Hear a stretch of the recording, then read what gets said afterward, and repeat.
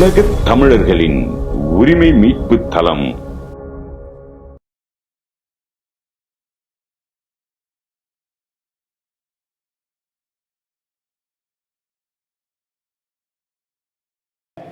திரு க. அதியமான் பிள்ளை தலைவர், தமிழர் முன்னேற்ற கழகம் ஐயா அவர்கள் சிறப்புரையாற்ற அன்புடன் அழைக்கின்றோம்.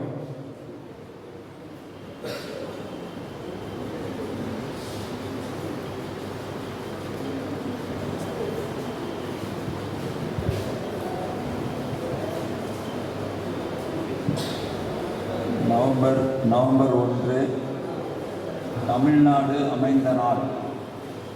இந்த நிகழ்வை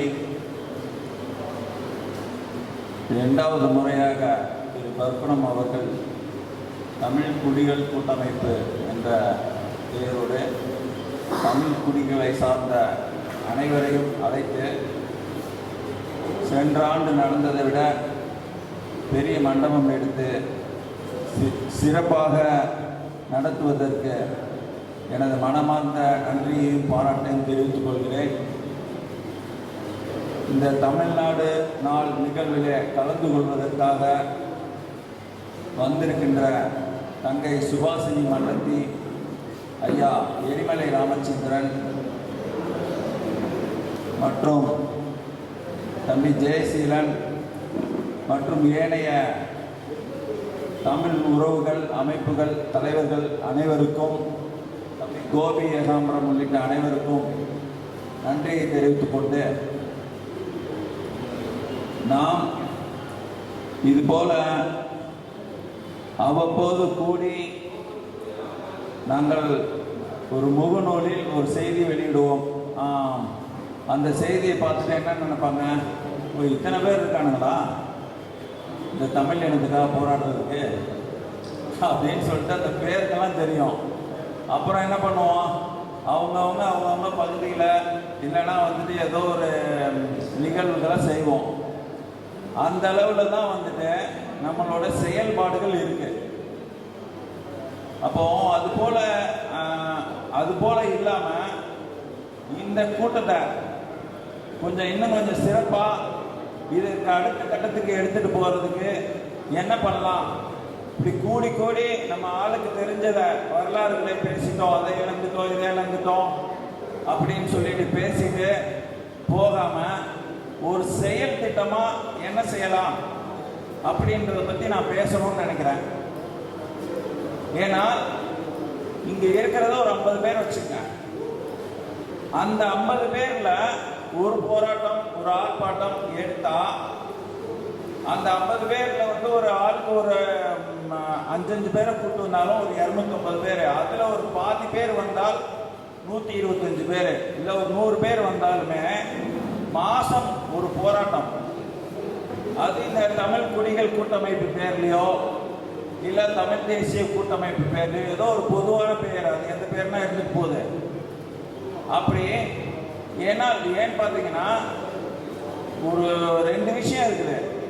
தமிழ் தேசிய அரசியல் அப்படின்னாலே நாம் தமிழர் கட்சி தான் அப்படின்ற ஒரு பிம்பம் இருக்கு. ஆனா நம்மளும் இந்த உயிரை கொடுத்து போராடிட்டு இருக்கோம். அந்த இனத்துக்கு போராடி இருந்தா இப்ப நம்ம இப்போ அவர்கள் வளர்வதோ இன்னும் மேலும் 8.2 இருந்து அடுத்த 15 விழுக்காடு பெறட்டும், அதெல்லாம் பிரச்சனை கிடையாது. என்ன செய்யறோம் அப்படின்னா, நாங்க இப்ப தமிழ் தேசிய கூட்டமைப்புன்னு வச்சுட்டு தமிழர் யார் அப்படின்ற வரையறைய வகுத்திருக்கோம் 2014. அப்புறம் ஐயா குப்பன் ஐயா வெளியிட்டாரு, குப்பன் ஐயா எழுதினாரு, தமிழரின் இனப்பகை ஈவேரா. எதுக்கு கேட்டீங்கன்னா, அந்த தமிழ் இனத்தோட பகை, அந்த பகையை பறைசாற்ற விதமா ஒரு கூட்டத்தை ஏற்பாடு பண்ணி நாங்க அந்த நூலை வெளியிட்டோம். தமிழரின் இனப்பகை ஈவேரா. அது போன்ற இப்ப நமக்கு தேவை என்ன, இந்த காலத்துல தேவை என்ன, பக்கத்து மாநிலத்துல 10 நாள் விடுமுறை விட்டு சாதிவாரி கணக்கெடுப்பு நடத்துறோம். ஆனால் ஒரு 10,000 பேர் கூட இல்லாத இந்த தெலுங்கு சமூகத்தை சார்ந்த ஸ்டாலின் அந்த சாதிவாரி கணக்கெடுப்பு நடத்திட்டாலே எனக்கு பிரச்சனைடா அப்படின்னு சொல்லிட்டு அதை பத்தி கண்டு போடாம அது நடத்தவே கூடாது, நடத்தினா என்னோட கூட்டத்துக்கே ஆபத்து அப்படின்னு சொல்லிட்டு அது செய்யாம இருக்கிறாரு. ஆனால் சாதிவாரி கணக்கெடுப்பு நடத்தினா மட்டும்தான் இந்த தமிழ் இனத்துக்கே ஒரு விடியல் பிறக்குன்றது நான் நினைக்கிறேன். ஏன் ஏன் அப்படின்னு கேட்டீங்கன்னா, இப்ப கூட ஒரு 2538 பேர் என்னமோ வந்து ஒவ்வொரு ஆளுக்கு 25 லட்சம் லஞ்சம் வாங்கி KN நேருவோட தம்பி கொள்ளையடிச்சிட்டாரு அப்படின்னு சொல்லிட்டு அமலாக்கத்துறை வழக்கு பதிவு பண்ண போறாங்க. அதுல எத்தனை பேர் வந்து தமிழர்களா இருப்பாங்க அந்த பதவிக்கு வந்தவங்க? ஏற்கனவே சொல்லியிருக்காரு KKS ராமச்சந்திரன், நீங்க வந்து பேரை மட்டும் சொல்லு, சுந்தர்ராஜ் மட்டும் சொல்லாத, சுந்தர்ராஜ் ரெட்டின்னு சொல்லு, உன்னோட ஃபைலுக்கெல்லாம் நான் வந்துட்டு ஜேசிபி வச்சு தள்ளி விடுற மாதிரி தள்ளி விடுறேன் அப்படின்னு. நமக்கு வந்து ரெண்டு விஷயம் நான் முக்கியமா பண்ணணும் செய்யணும்னு நினைக்கிறேன். இந்த இருக்கிறவங்களை வச்சு சில விஷயங்களை செய்யலாம். இன்னைக்கு இந்த தமிழ் இனத்துக்காக ஏதாவது செய்யணும் அப்படின்னு போராடிக்கிட்டு இருந்தவர்களை வைத்து சில வேலைகளை செய்ய முடியும். அது என்ன செய்ய முடியும் அப்படின்னு பார்க்கும்போது, அத அந்த என்ன செய்யணும்னு பார்க்கறதுக்கு முன்னாடி சில விஷயங்கள்ல வந்து முடிவா இறுதியான முடிவுக்கு 2-3 விஷயங்கள்ல வரணும். நம்ம அந்த இறுதியான விஷயங்களுக்கு நம்ம என்ன வரணும் அப்படின்னு கேட்டீங்கன்னா, திமுக என்பது தெலுங்கர் முன்னேற்ற கழகம் அப்படின்ற முடிவுக்கு நம்ம வரணும். அதுல மாற்று கருத்து இருந்துச்சுன்னா வாங்க நாங்க ஒரு பள்ளிக்கூடம் வச்சு உங்களுக்கு படிச்சுடுறோம், திமுக தெலுங்கர் முன்னேற்ற கழகமா இல்லையா அப்படின்னு. அது தெரியலன்னா, ஏன்னா இன்னைக்கு வந்து ஒரு சிலர் தான் திமுக தெலுங்கர் முன்னேற்ற கழகம்னு எழுதிக்கிட்டு இருக்காங்க. இன்னும் திராவிடம் சொல்லிட்டு ஒவ்வொரு நாட்டில எல்லாம் முகநூல் வழியாவே புரட்சி நடந்திருக்குது. ஆனா தமிழ் தேசியமே பேசிக்கிட்டு திராவிட ஆட்சியாளர்கள், திராவிட மாடல், திராவிடர்கள் இப்படி செய்து விட்டார்கள், அப்படி செய்து விட்டார்கள். திராவிடர்கள் யாரு? அவன் நம்மளையும் சேர்த்து சொல்லிக்கிட்டு இருக்கான். அப்ப நம்மளும் சேர்த்து நம்மளுக்குள்ளே சண்டை போட்டுட்டு இருக்கோமா? ஒட்டுமொத்த ஆதிக்க வேலையும் செஞ்சுட்டு நம்ம தமிழர்களை முட்டாளாக்கிக்கிட்டு 5 கோடி ரூபாய் குகேஷுக்கும் கண்ணகி நகர் சேர்ந்த கார்த்திகாவுக்கு 25 லட்சம் கொடுக்குறா ஒருத்தன். அதை கேட்கறதுக்கு துப்பு இல்ல. இப்படி ஒரு நேரடியான தெலுங்கு ஆதிக்கத்தை இந்த மண்ணில் செலுத்திக்கிட்டு இருக்கும் போதும் நம்ம தெலுங்கர் முன்னேற்ற கழகம் சொல்லாம, ஸ்டாலின் தெலுங்கர் சொல்லாம, ஸ்டாலின் லூ அப்படின்னு சொல்லாம நாம இப்படியே போய்கிட்டு இருக்கோமா? இன்னும் விடியல் கிடைப்பதற்கு நாளாகும். அப்ப அது வந்து நீங்க வந்து தெலுங்கர்ன்றத தெலுங்கர்னு தெளிவா சொல்லணும். சொல்லாம வந்து இன்னும் 100 கூட்டங்கள் எப்படியே உட்காந்து எந்திரிச்சு போக வேண்டியதான். 2வது விஷயம், இப்ப நீங்க பேசுறீங்க சாதி பிரச்சனை, அந்த பிரச்சனை, காதல் மோதல் அப்படி இப்படின்னு. இப்போ சாதிகள் பிரச்சனை காதல் தாண்டி வச்சுட்டு சாதியை பார்ப்போம். தென் மாவட்டங்கள்ல தேவேந்திரர் சண்டை நடக்குது, இப்பயும் நடக்குது. வட மாவட்டங்களில் வன்னியர் பழைய பிரச்சனை கொஞ்சமா தான் இருக்குது, அவரும் பெரிய அளவுல கிடையாது. ஆனா இன்னும் பல்வேறு சமூகங்கள்ல நான் தான் உயர்ந்தவன் தாழ்ந்தவன் எண்ணம் எல்லாம் மண்டைக்குள்ள வச்சு சுத்திக்கிட்டு இருக்காங்க. சுத்திக்கிட்டு இருக்கும் போது அந்த மண்டைக்குள்ள நான் பெரிய ஆளுன்னு நினைக்கிறதுல இருந்து எடுக்கிற முடிவு அது இன்னொருத்தனுக்கு பாதகமாக அமைந்தாலும், நான் பெரிய ஆளு, அவன் சின்ன ஆளு, தாழ்ந்த சாதி அப்படின்றதுனால அவன் பாதிச்சாலும் பரவாயில்ல. இந்த முடிவுகள் பல முடிவுகள். இதுக்கெல்லாம் தீர்வு என்ன? எல்லாரும் ஒரே அண்ணன் தம்பியா நினைச்சு, ஒரே ரத்தமா நினைச்சு, நம்ம எல்லாம் ஒரே கொடிகள் அப்படின்ற ஒரு உணர்வோட யாருக்கு யாரால பாதிப்பு ஏற்பட்டாலும் அந்த பாதிப்பை கொடுத்தவன் அநீதியாளன். ஒருத்தன் பாதிக்கப்பட்டவனுக்கு நீதி வேண்டும். இந்த புள்ளியிலிருந்து இந்த தமிழ் தேசிய அரசியலே வந்து நீதி அநீதி என்ற அடிப்படையில் இருந்து முடிவுகள் எடுக்கக்கூடியதா மாற வேண்டும். நீங்க எந்த பிரச்சனை, சாதி பிரச்சனை எடுத்தீங்க, எந்த பிரச்சனை எடுத்துக்க. இப்போ அது வந்து 2வது முடிவு. 3வது நம்ம வந்து ஒரு பின்தங்கி எங்கேயோ போய் சொருகி நின்றுகிட்டு இருக்கிற மாதிரி இடம் வந்து சாதிவாரி கணக்கெடுப்பு எடுக்காது. ஒருத்தன் 1.5 கோடின்றா, 2.5 கோடின்றா, என்னமோ சொல்லிக்கிட்டு இருக்காங்க. தெலுங்கர்களே வந்து 1.5 கோடின்றாங்க, வெறும் 5.7 இருந்துக்கிட்டு. அப்போ இந்த பிரச்சனையெல்லாம் மாற்றுறதுக்கு சாதிவாரி கணக்கெடுப்பு அவசியம் தேவை. அப்ப நம்ம சாதிவாரி கணக்கெடுப்பை வந்து நம்ம வந்து கூர்மைப்படுத்தணும். அதை நோக்கிய கருத்தை வந்து ரொம்ப தீவிரமா கூர்மைப்படுத்தணும் நம்ம. இது வந்து 3வது. இப்ப 4வது நான் சொல்ற விஷயம், தோழர்களே, தயவுசெய்து பேசாதீங்க, கொஞ்சம் அமைதியா இருங்க. கொஞ்சம் அமைதியா இருங்க. அதாவது ஒவ்வொருத்தரை வந்து வாய்ப்பு ஒன்று கிடைக்கும், அந்த வாய்ப்பை தவற விட்டவங்க வந்து அப்புறமா ரொம்ப சிரமப்படணும். நாங்களாம் வந்து கடந்த 6 மாதமா அடுத்த ஆட்சி அதிமுக ஆட்சி வர வேண்டும் அப்படின்னு சொல்லிட்டு நான் தொடர்ந்து எழுதிக்கிட்டு இருக்கிறேன்.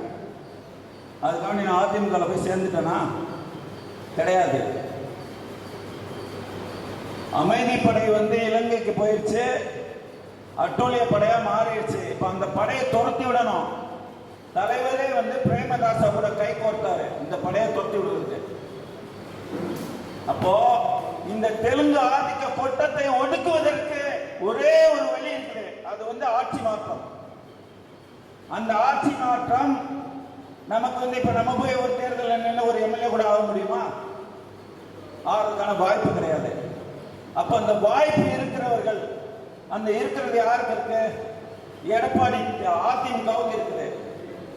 அந்த அதிமுக அது ஊழல் கட்சியா இருக்கட்டும், எந்த கட்சியினா இருக்கட்டும், கொள்ளையடிச்சா கூட தமிழன் கொள்ளையடிக்கணும்ன்ற ஒரு முடிவுக்கு நம்ம வரணும். தெலுங்கர்கள் கொள்ளையடிச்சு எங்க கொண்டு சேர்ப்பாங்க? கொண்டு போய் தெலுங்கர்களுக்கு தான் கொடுப்பாங்க, தெலுங்கு மாநிலத்தில் கொண்டு சேர்ப்பாங்க. அதனால வந்து படிப்படியான ஒரு மாற்றத்தை தான் நம்ம கொண்டு வர முடியும். படிப்படியான மாற்றம் என்பது ஆட்சி மாற்றம் முதலில் அவசியம். என்னை பொறுத்த வரைக்கும் வந்து எடப்பாடிக்கு வந்து தமிழ் தேசியமா தமிழ் தேசியம் இல்லையா அப்படின்றதெல்லாம் ரெண்டாவது.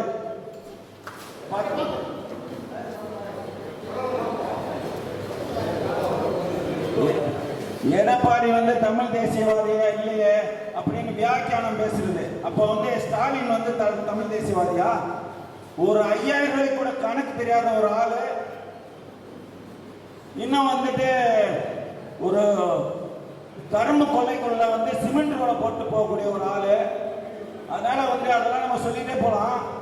இப்ப நமக்கு வந்து உண்மையான 1956 நவம்பர் 1 என்னைக்கு வரும் அப்படின்னா, ஏப்ரல் மாசம் தேர்தல் நடக்குதுன்னு வச்சுங்க, 2026. அந்த தேர்தல் முடிந்து தேர்தல் அறிவிக்கிறான் பாத்தீங்களா? இல்ல தேர்தலில் வாக்களிக்கிற நாள் தான். தேர்தலில் நீங்க வாக்களிச்சு இந்த தெலுங்கு ஆதிக்க அரசியலும் அதுக்கு கூட போய் ஒட்டி நிற்கிறாங்க பாத்தீங்களா? அத்தனை பேரும் டெஸ்ட்ராய் பண்ணணும், ஒழிக்கணும் அவங்கள, ஒருத்தர் விடாம. அதுல வந்து நம்ம தமிழ் தெலுங்கு எதுவுமே பாகுபாடே பார்க்க கூடாது. நீ அவங்க கூட சேர்ந்துட்டா போய் நாசமா போ அப்படின்ற ஒரு முடிவோட நம்ம அவர்கள் எல்லாம் அழித்து துடைத்து எரிய வேண்டும். அதற்கு ஒரு வாய்ப்பு இங்க கத்தி எடுத்து போய் ஒருத்தருமே வெட்ட முடியாது. ஆனால் வாக்குன்ற ஒரு இயந்திரம் நமக்கு இருக்குது. அந்த வாக்கை வச்சு நாம அவர்களை வந்து வெளியில அனுப்ப முடியும். அது பாஜக கூட போய் நிக்குதே, இருக்கட்டும். விஜய் நாம் தமிழர் எல்லாரையும் வாங்க வாங்கன்னு கூப்பிட்டாரு 6 மாசம் 8 மாசம். இவங்க எல்லாம் போய் சேர்ற மாதிரி தெரியல. அதுக்காண்டி ஒரு மொட்டை அடிச்சுட்டு இனிமேல் அரசியலே வேண்டாம்னு எடப்பாடி ஓடி போயிடுமா? வேற வழி இல்லாதனால பாஜக கூட போனாரு. தன்னை நிலை நிறுத்திக்கிடணும். நான் கூட இந்த இல்லத்துக்கு 3 கோடி ரூபாய்க்கு செலவு பண்ணி கிட்டத்தட்ட நடு ரோட்டுக்கு வந்த மாதிரிலாம் வந்துட்டேன் ஒரு கட்டத்துல. ஆனா கொஞ்சம் வியாபாரமும் பண்ணணும் அப்படின்னு சொல்லிட்டு இந்த வண்டி எதிரில் நிற்கிறது பாருங்க, 555 37 லட்ச ரூபா கடன் வாங்கி ஒரு 6 லட்சம் மட்டும் போட்டு 30 லட்சம் கடன் வாங்கி அந்த வண்டியை வாங்கி வச்சுக்கேன். ஏன் தெரியுமா? இனியும் நான் வியாபாரம் பண்ணணும், வியாபாரம் பண்ணி நான் பெரிய ஆள் ஆகணும். நாம வந்து 10 ரூபா கையில் வச்சிருந்தா தான் நாம ஏதாவது கொடுக்க முடியும். அப்ப நமக்கு கிட்ட பொருளாதாரம் முக்கியம். ஒருத்தர் பதவியில் இருந்தவருக்கு பதவி முக்கியம். அது போல அந்த கட்சி வந்து ஆட்சிக்கு வர வேண்டும். அப்போ இதெல்லாம் கருத்தில் கொண்டு நம்ம வந்து ஒரு முடிவுக்கு வரணும். இதுல வந்து நீங்க வந்து என் நம்பரை வச்சுக்கலாம். உங்களுக்கு வந்து இந்த அதிமுக வந்துட்டா இதாகிடுமே அதாகிடுமே அப்படி ஏதாவது உங்களுக்கு விளக்கங்கள்லாம் தேவைப்படுச்சுன்னா என்னை கூப்பிடலாம். எல்லாருக்கும் நான் விளக்கம் கொடுக்கறதுக்கு நான் தயாரா இருக்கிறேன். உங்களோட வாக்கு மட்டும் தயவு செய்து வீணாக்கிட கூடாது. திமுக கூட்டணிக்கு போட்டா வீண். அதிமுக நீங்க வந்து அதிமுக வேற நாம் தமிழர் கட்சி பிடிச்சிருந்தா ஓட்டு போடுங்க, நான் வேண்டாம்னா சொல்லல. விஜய் கட்சி பிடிச்சிருந்தா ஓட்டு போடுங்க, வேணாம்னு சொல்ல. ஆனா ஒன்றை மனதில் வைத்துக் கொள்ளுங்கள், உங்களுக்கு ஒரு வாய்ப்பு. தெலுங்கு அரசியல் ஆதிக்கத்தை ஒழித்து கட்டுவதற்கு ஒரு வாய்ப்பு கிடைத்திருக்கு. 1539 குமார கம்பளன் உள்ள வந்தான். வந்தவன் இன்னைக்கு வந்து ஸ்டாலினா நிக்கிறான். கிட்டத்தட்ட 650 வருஷத்துக்கு மேல தெலுங்கு ஆதிக்கம் இங்க கொட்டமடிச்சுக்கிட்டு இருக்கு. அதை ஒழித்து கட்டுவதற்கு ஒரு சிறப்பான வாய்ப்பு நமக்கு கிடைத்திருக்கு. அந்த வாய்ப்பை நம்ம கை கொண்டு இதை துரத்தி விடுறதுக்கு முடிவெடுக்காம, நாங்களாம் ஓட்டு அரசியல் இல்லை, நாங்களாம் வந்து அந்த மாதிரி வகையாரா, நாங்கள் ஓட்டு போடுற அரசியல் கிடையாது, தனி நாடு தான். இப்படி பேசினாலும் இன்னைக்கு வந்து தெலுங்கு ஆதிக்கத்துக்கு நீங்கள் ஆதரவு கொடுக்குறீங்கன்னு அர்த்தம். நான் நேரடியாக சொல்லுவேன், நீங்கள் மறைமுகமாக தெலுங்கு ஆதிக்கத்துக்கு ஆதரவு கொடுக்குறீங்க. இப்படி பல பல காரணங்களை எதையும் சொல்லாமல் ஒன்றை உறுதியாக சொல்றேன், எடப்பாடியே ஆட்சிக்கு வந்தாலும் தமிழ் இனத்துக்கு எதிராக செயல்பட்டால் நம்மெல்லாம் சேர்ந்து அவரை எதிர்த்து நம்ம போராடணும். நம்ம போய் அதில் கரைஞ்சிட மாட்டோம். ஆனால் வரலாற்று கடமையா 1 லட்சம் பேரை பறி கொடுத்தவர்கள் இருந்து நம்ம ஒரு தீர்க்கமான முடிவு எடுக்கணும். அந்த முடிவே